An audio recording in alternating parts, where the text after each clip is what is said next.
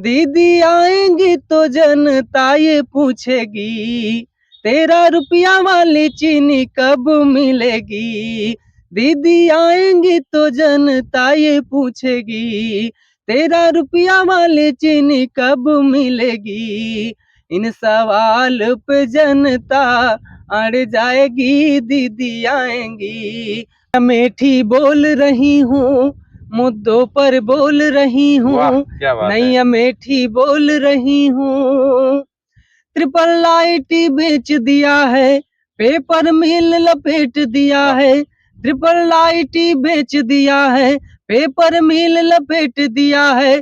और गवा मैं सेल रही हूँ, मैं अमेठी बोल रही हूँ, मुद्दों पर बोल रही हूँ, नई अमेठी बोल रही हूँ। हम रोजगार जो लाएंगे हम उनको लाएंगे, रोजगार जो लाएंगे हम उनको लाएंगे। अब मंदिर मस्जिद के, अब मंदिर मस्जिद के झांसे में न आएंगे। रोजगार जो लाएंगे हम उनको लाएंगे। अब नारी सुरक्षा शक्ति के विचार न बदली, नेता कतन वंदन करी है मगर आधार न क्या बात है। बदली।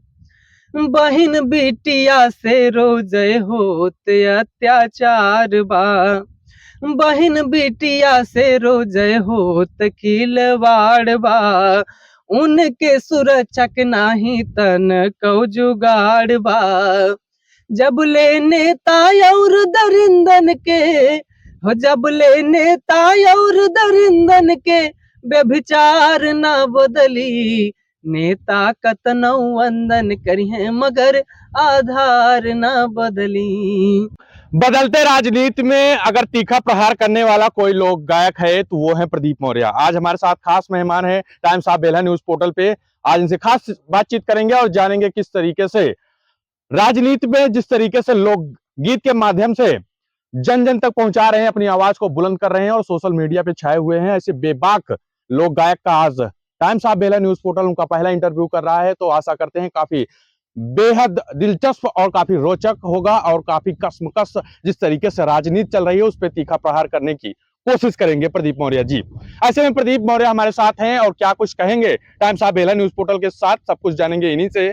प्रदीप भाई, सबसे पहले आपका स्वागत है times of Belha news portal पे। बहुत बहुत धन्यवाद आपका। सर, प्रदीप भाई, क्या आज times of Belha news portal को नया कुछ देने वाले हैं? आए दिन सुर्खियों में रहते हैं, तमाम आपका वीडियो हमने देखा है, सोशल मीडिया पे तहलका मचा के रख दिए हैं। चाहे शिक्षा का मामला हो, चाहे रोजगार का मामला हो, चाहे स्वास्थ्य का मामला हो, हर मामले पे आपने बारीकी से, बहुत सस्ता से लोकगीत के माध्यम से अपनी आवाज को बुलंद किया है। आज क्या खास होने वाला है? Times of Belha news portal जानना चाहता है कि आखिरकार प्रदीप मौर्य टाइम्स ऑफ बेल्हा से कौन से नए लोकगीत के माध्यम से जनता तक अपनी आवाज को पहुंचा रहे हैं और सरकार को किस तरीके से घेरने का काम कर रहे हैं? विपक्ष पर नहीं, सत्ता पक्ष से सवाल हमारा होता है। चाहे वो रोजगार का मामला हो, चाहे शिक्षा का मामला हो।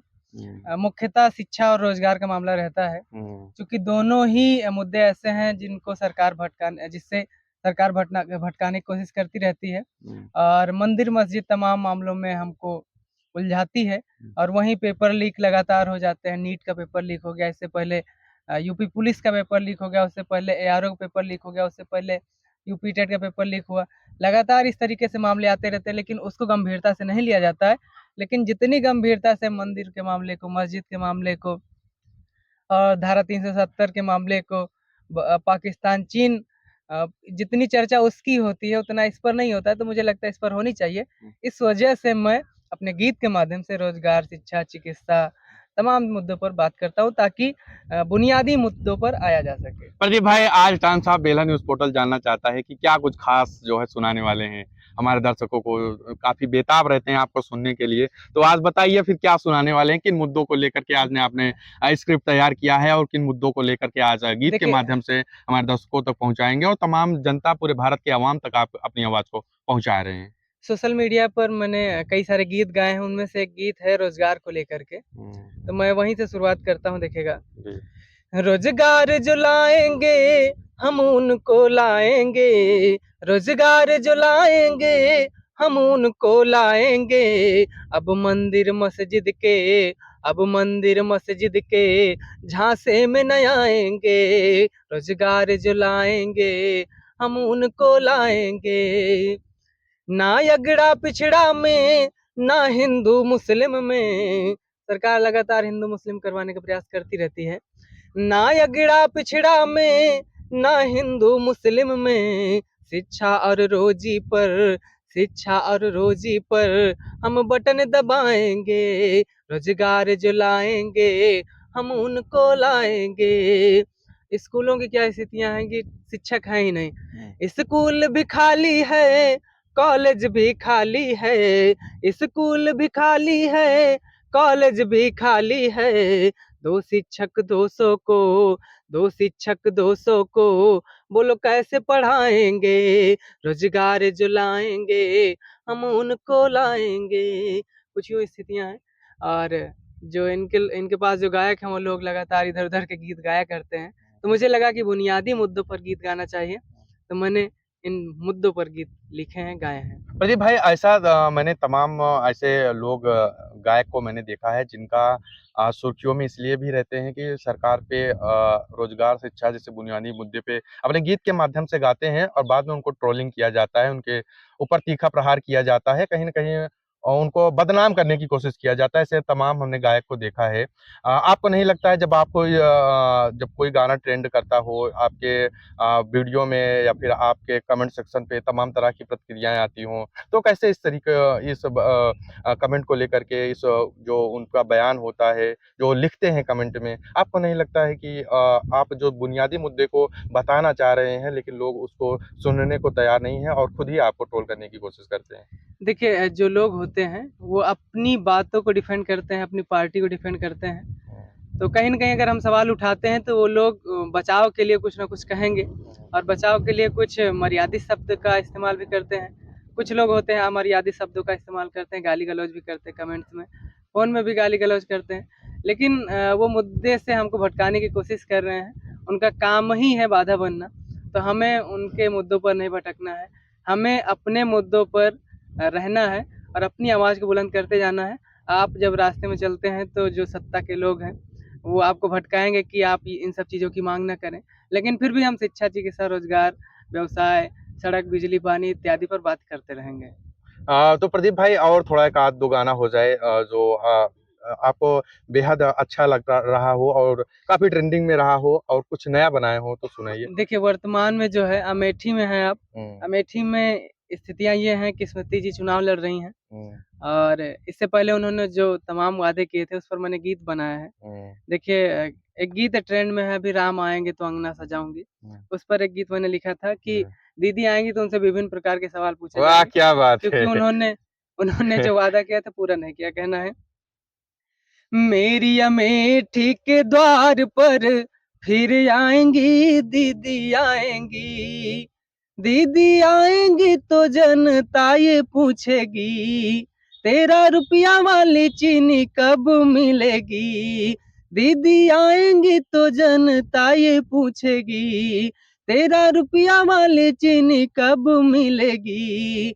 इन सवाल पे जनता अड़ जाएगी, दीदी आएँगी।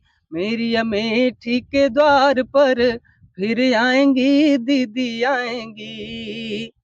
प्रशासन वाला मुद्दा भी उठेगा, जेल और कोर्ट कब तक बनेगा। अमेठी जिले में जेल और कोर्ट अभी तक नहीं बन पाया है। अमेठी जिला 14 साल हो गया बने हुए। कहना है, प्रशासन वाला मुद्दा भी उठेगा, जेल और कोर्ट कब तक बनेगा। हम लोगों को न्याय कब दे पाएंगी, दीदी आएंगी। मेरी अमेठी के द्वार पर फिर आएंगी, दीदी आएंगी। कुछ इस तरीके से गीत बनाते हैं, लोगों को अच्छा लगता है। कि हाँ मुझे लगता है कि आपने तो स्मृति ईरानी जी की वो पूरी पोल को खोल के आपने रख दिया कि जो हकीकत है उस चीज को आपने लोकगीत के इस माध्यम से इस बयां इस किया है। इस गीत में तो बहुत थोड़ा सा था। हाँ, एक गीत उन्होंने कैंपेन गीत बनवाया था, मैं अमेठी बोल रही हूँ, कन्हैया मित्तल जी से गवाया था। जी जो जो राम को लाए हम उनको लाए हैं, जी। ये गीत गाए हैं वो। हाँ, तो उनसे ये गीत गवाया गया, मैं अमेठी बोल रही हूँ। हाँ, तो उसको डिफेंड करते हुए मैंने लिखा कि ये जो आपने लिखा है उसमें तो कुछ है ही नहीं, हाँ, और अमेठी क्या वास्तविकता है मैं अपने गीत के माध्यम से बताता हूँ। फिर मैंने 4 लाइन लिखी, देखिए मैं सुनाता हूँ। जी। मैं अमेठी बोल रही हूँ, मुद्दों पर बोल रही वाह हूँ, क्या बात है। नई अमेठी बोल रही हूँ। ट्रिपल आईटी बेच दिया है, पेपर मिल लपेट दिया वाह है। ट्रिपल आईटी बेच दिया है, पेपर मिल लपेट दिया है, और गमा मैं सेल रही हूँ। मैं अमेठी बोल रही हूँ, मुद्दों पर बोल रही हूँ, नई अमेठी बोल रही हूँ। अमेठी में ट्रिपल आईटी कैंपस था, उसको इलाहाबाद शिफ्ट कर दिया गया, और पेपर मिल था, उसको नीलाम करके बेच दिया गया। तो अमेठी में डी इंडस्ट्रियलाइजेशन यानी कि औद्योगिकरण को बर्बाद किया गया, शिक्षा के स्तर को बर्बाद किया गया। तो इस तरीके से अमेठी में समस्याएं हैं। आगे क्या है मैं बताता हूँ। जी। नहीं बनी मेरी कोर्ट कचहरी, जेल भी नहीं है मेरा प्रहरी। नहीं बनी मेरी कोर्ट कचहरी, जेल भी नहीं है मेरा प्रहरी। जुल्म को झेल रही हूँ, मैं अमेठी बोल रही हूँ, मुद्दों पर बोल रही हूँ, नई अमेठी बोल रही हूँ। अमेठी में जेल नहीं है, कारागार नहीं है। तो ये सब चीजें होनी चाहिए, जिला बनने के बाद में ही ये होता है। 14 साल जिला बने हुआ हो गया है, लेकिन ये नहीं हो पाया। आगे कहना है कि नहीं मिली 13 रुपए में चीनी, सिलेंडर का मुद्दा है जमीनी। हमारी सांसद जी सिलेंडर के लिए बड़ी चर्चा में रहती थी। 50 रुपए भी सिलेंडर का दाम बढ़ जाता था तो सर पे तो जो है लग के चौराहे हाँ, चौराहे पे चौराहे पर बैठ जाती थी। बैठ जाती थी। लेकिन अब इनकी सरकार आने के बाद में सिलेंडर लगभग 3 गुना महंगा हुआ, लेकिन इनके सर पर जू नहीं रेंगता है, और ना ही ये लोग एक बार भी बोलते हैं कि हाँ सिलेंडर महंगा हुआ है। हालांकि सिलेंडर फ्री में बांटे गए थे, जब बांटा गया था 405 रुपए, 400 या 500 रुपए का था। जी। अब 1100-1200 तक पहुंचा, लेकिन इन लोगों पर कोई फर्क नहीं पड़ता है। जब चुनाव आता है तो डिस्काउंट ऑफर चलता है, जैसे कोई त्योहार वगैरह आता है तो डिस्काउंट ऑफर हाँ तो चलता है। आपको सब्सिडी दे जाएगी भाई और हाँ बहनों। हाँ, तो इस समय डिस्काउंट ऑफर चल रहा है लगभग 200 रुपए। हाँ, तो आगे देखिएगा, जी। कहना है कि मैं नहीं बनी स्मार्ट सिटी, अच्छे दिन से मैं हूँ दुखी। मैं नहीं बनी स्मार्ट सिटी, अच्छे दिन से मैं हूँ दुखी। राज को खोल रही हूँ, मैं अमेठी बोल रही हूँ, मुद्दों पर बोल रही हूँ, नई अमेठी बोल रही हूँ। कुछ इस तरीके से मुद्दे हैं अमेठी के। तो निश्चित ही आप देख सकते हैं अभी प्रदीप जी ने किस तरीके से अपनी बातों को बड़ी ही सहजता से, बड़ी ही शालीनता के साथ गीत के माध्यम से, लोकगीत के माध्यम से जन जन तक पहुंचा है। कहीं ना कहीं एक संदेश भी दिया है कि अमेठी की जनता जिस तरीके से वादे, खोखले वादे हैं, उस खोखले वादों पर कितना वो खरा उतरी हैं, वो तो अमेठी की जनता, खासकर प्रदीप जी की बात करें तो ये अमेठी लोकसभा क्षेत्र के रहने वाले हैं। और उसी अमेठी क्षेत्र की कुछ दशा और दिशा के बारे में उन्होंने गीत के माध्यम से बताया है। तो आप देख सकते हैं कि अमेठी में जो वादे हो रहे थे, जो स्मृति ईरानी जी लंबी लंबी बातें चौड़ी करती हैं, और रही बात महिला और बाल विकास मंत्रालय की भी जो मंत्री हैं, उन्होंने भी तमाम महिलाओं के साथ अभद्रता होने के साथ साथ भी एक लफ्ज तक उनके हलक तक नहीं आई। इन तमाम मुद्दों को लेकर प्रदीप जी ने बड़े ही सहजता के साथ अपने गीत के माध्यम से रखा है। प्रदीप जी, लास्ट में मैं पूछना चाहूंगा कोई ऐसा गीत जो नया बनाया हो, नया स्क्रिप्ट हो, और कुछ विशेष हो, या फिर कुछ अमेठी की जनता के लिए आपने स्पेशल लिखा हो, थोड़ा हमारे दर्शकों को बताइए। और अभी गीत नारी सुरक्षा की बात अभी आपने की, जी तो सबसे ट्रेंडिंग मुद्दा रेवन्ना का है। जी जी जी, रेवन्ना बाबू जी, हाँ, बिल्कुल तो बिल्कुल। उस पर मैंने लिखा था 2 लाइन ही है, जी देखिएगा जी कि अब नारी शक्ति, सुरक्षा, शिक्षा, चिकित्सा, व्यवसाय का ही मुद्दा है, और ये विचार बदलने वाला नहीं है, आप चाहे जितने मुद्दों में भटकाएं। जी उस पर मैंने गीत लिखा है कि अब नारी सुरक्षा शक्ति के विचार न बदली, नेता कतनौ वंदन करी है मगर आधार न वाह क्या बात है। बदली। बहिन बिटिया से रोज होत अत्याचार बा। बहिन बिटिया से रोज होत खिलवाड़ बा। उनके सुरक्षा के नाही तन कौ जुगाड़ बा।